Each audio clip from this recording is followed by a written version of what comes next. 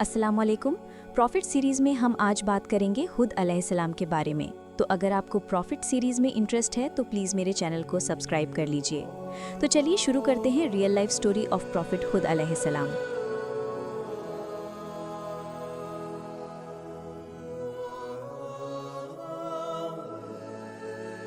हुद अलैहिस्सलाम अल्लाह के उन पैगंबरों में से थे जिन्हें कुरान ने ख़ास तौर पर मेंशन किया है। उनका तज़किरा मल्टीपल सूराज़ में मिलता है, लेकिन सबसे डिटेल में उनका जिक्र सूरह हुद में मिलता है।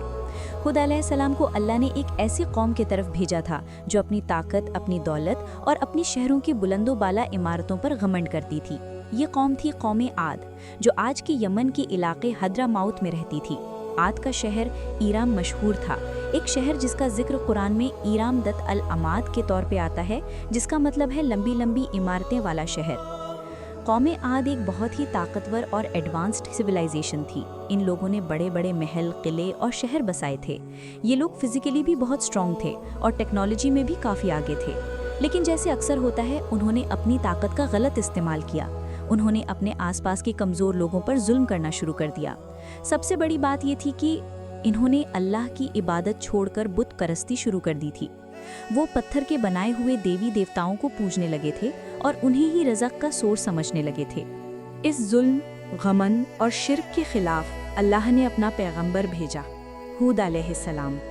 हुद अलैहिस्सलाम ने अपनी कौम को बार बार समझाया, लोगों, सिर्फ अल्लाह को मानो, उसके सिवा कोई माबूद नहीं। तुम्हें जो कुछ भी मिला है, ताकत, दौलत, ज़मीन, सब अल्लाह का दिया हुआ है।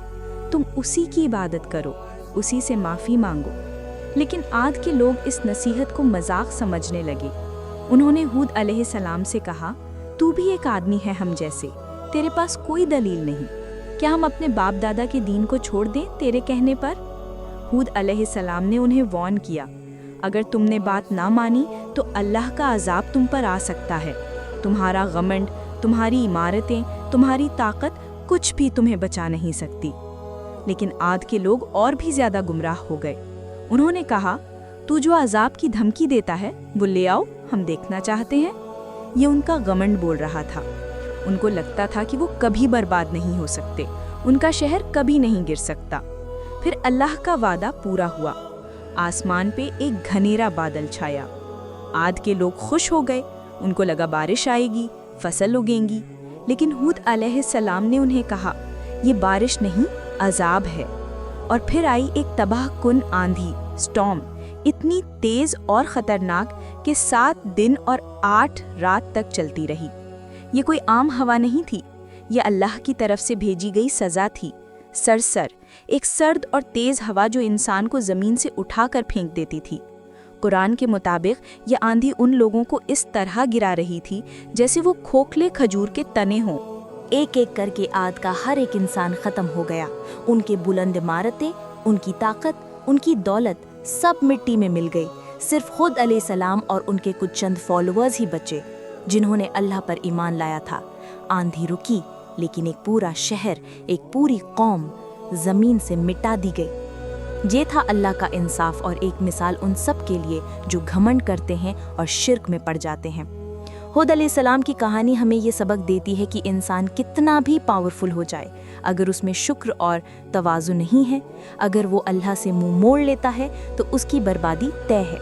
आज भी दुनिया में कई शहर, सिविलाइजेशंस और पावर्स हैं जो आद की तरह सोचती हैं, लेकिन वक्त के साथ सबको सबक मिलता है। कुरान में ये कहानी इसलिए है ताकि हम सीख लें और अल्लाह से कभी गाफिल ना हों। तो दोस्तों, ये थी हुद अलैहिस्सलाम की कहानी, एक पैगंबर जो अकेला था अपनी कौम के सामने, लेकिन उसका ईमान मजबूत था। और जब उसकी कौम ने अल्लाह से मुंह मोड़ लिया तो अजाब आया और सब कुछ ख़त्म हो गया। ईमान, सब्र और सच्चाई, यही है एक पैगंबर का रास्ता, और यही रास्ता हर मुसलमान को भी होना चाहिए। तो दोस्तों, आप नेक्स्ट कौन से प्रॉफिट की स्टोरी सुनना चाहते हैं, प्लीज़ कमेंट करके बताइए। और अगर आपको प्रॉफिट सीरीज़ में इंटरेस्ट है तो प्लीज़ मेरे चैनल को सब्सक्राइब कर लीजिए। This is me Adeeba Kashish, singing of.